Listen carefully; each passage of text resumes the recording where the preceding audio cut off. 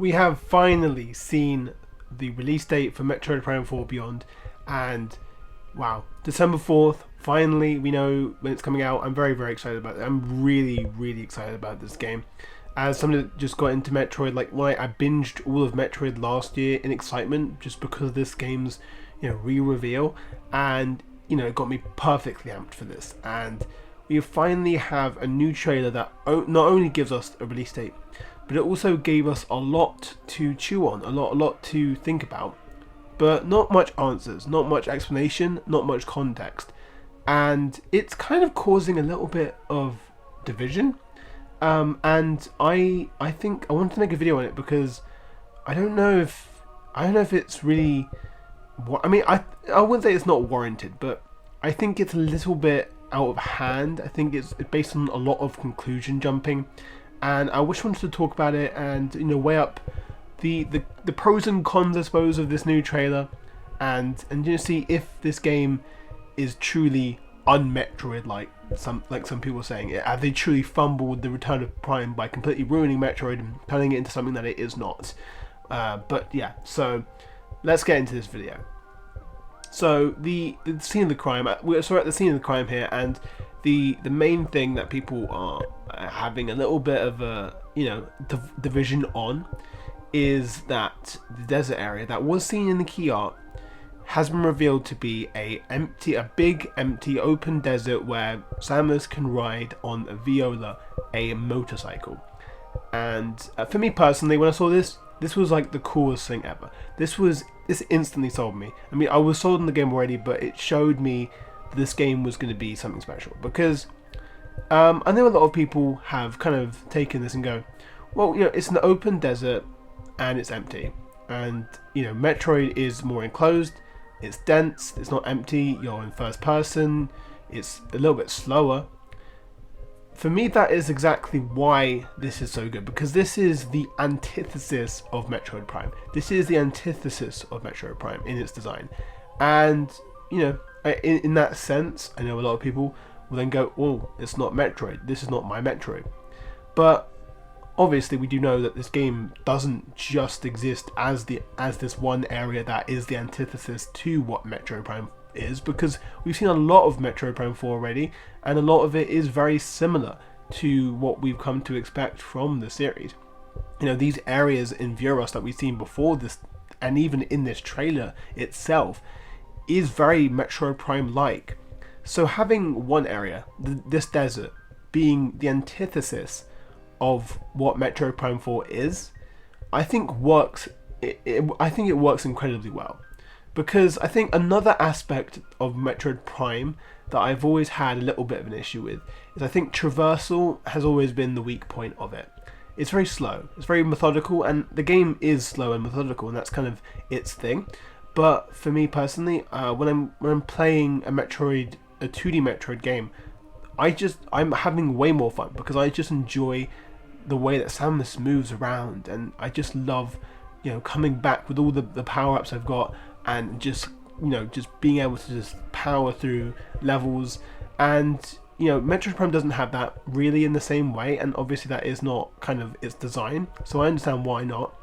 But still addressing that and adding a new way of essentially speeding up Samus is, I think, incredible, because we see that Viola isn't just used in this desert area, but it's used outside of it, and it's used to get obviously into different areas with these long winding bridges that would usually be very slow to walk across. And I think I remember thinking that in the back of my mind, I'm like, these long bridges that we see in these trailers are going to be a little bit slow to walk across, but obviously now we know why. So the reason that this is causing division is because I guess the idea, or the fear that they've turned Metroid Prime into Breath of the Wild, or they've turned it into this open world game, and not only have they turned it into an open world game, but then they've given it absolutely nothing to do inside of the open world, is a little bit scary. It's the idea that they've got lazy with their design, and they've just decided to give us basically a completely empty part of the map, and it'll be no fun. There'll be nothing to do. It'll be no fun. Well, I think a lot of that comes from the assumption that the bike itself won't be enough to justify it. Now, if you look back at some other not Metroid, but just Nintendo games in general, specifically Zelda games, they've never been open world, but you have always had these really, really big empty spaces to kind of get between areas. Like in the Wind Waker. The Wind Waker has the Great Sea. It is, very empty. It is a very empty sea, and you are basically riding across the sea on your boat to get to different islands that you actually get to do stuff on.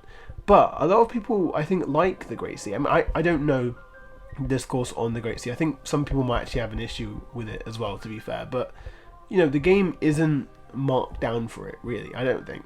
I think that people understand why it's empty, and it's because it's the sense of adventure. Because when the idea that you're on a boat in this empty, sea that you can't see anything in the distance on, it evokes a sense of adventure, which I don't think deserts tend to as much, I guess, because when you're in a desert, you're lost. And that is another thing that I think works for me, is because when you're if you were to be in a desert by yourself, nothing there at all, you would feel incredibly isolated and you'd feel lost. You would feel like you wouldn't have anything. You feel like you wouldn't have any signal in the desert either. There's no way. And you'd also feel like you'd starve to death. You'd feel like you'd die of heat exhaustion. So you feel alone. You feel scared. You feel like it's endless, that you can't get past it. And that is, I think it's quite Metroid-like. But the remedy here is obviously you are given a motorcycle to then cross this endless sand dune. And we do see in the distance that to serve as a very anti-Metroid kind of feeling area, an area that goes against how the levels are usually designed, but the trade-off is with presumably fun gameplay, with really, really fun fast feeling motorcycle, which is just, I think, for me personally, that I'm a simple man, maybe I'm a man of simple pleasures, but I think that's just really, really cool. And it just makes Samus even cooler. So for me, I'm not really worried, because I trust that Retro Studios aren't going to just make something that's just boring for the sake of it. They aren't just going to add a random boring open world section for no reason.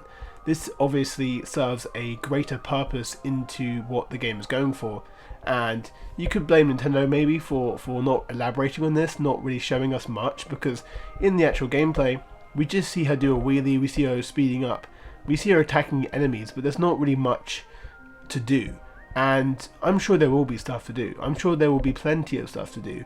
It will still be empty, of course, but I'm sure there will be stuff to stop your Viola and get off and explore. Or, there might be different areas that you can ride into that aren't on the main story path. I don't know. I don't know what they're going to do. They haven't elaborated. They haven't shown us.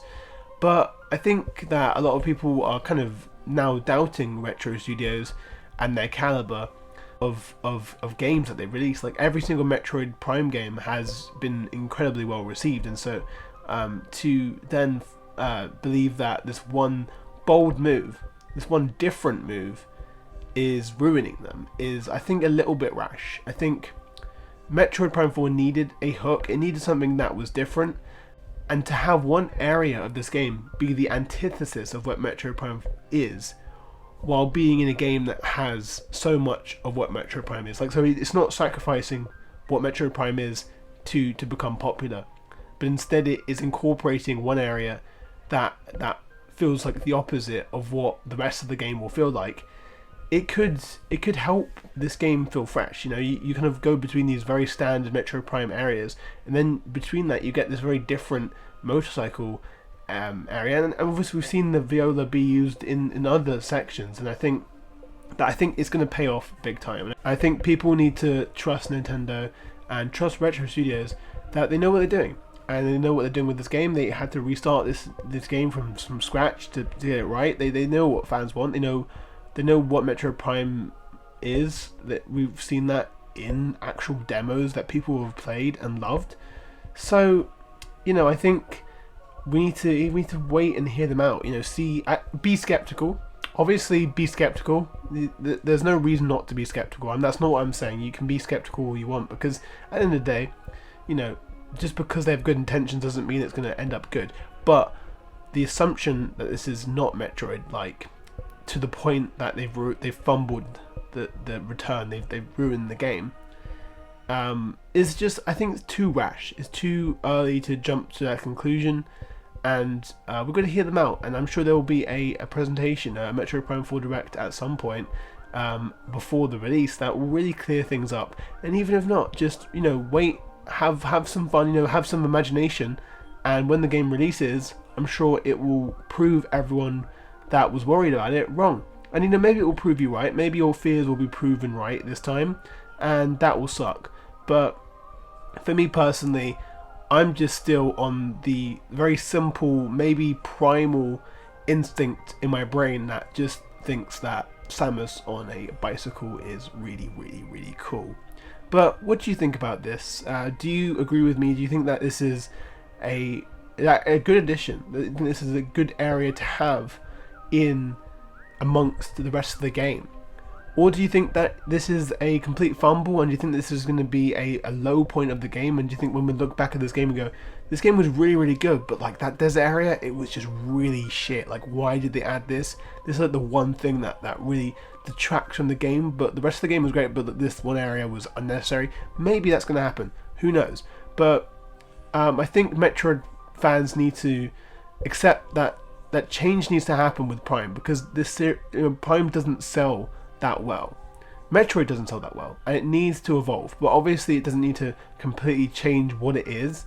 It keeps within its DNA, but then it uses that DNA, it uses that familiarity to then have new things that completely change what Metroid can be. And I think that is the best part of this trailer.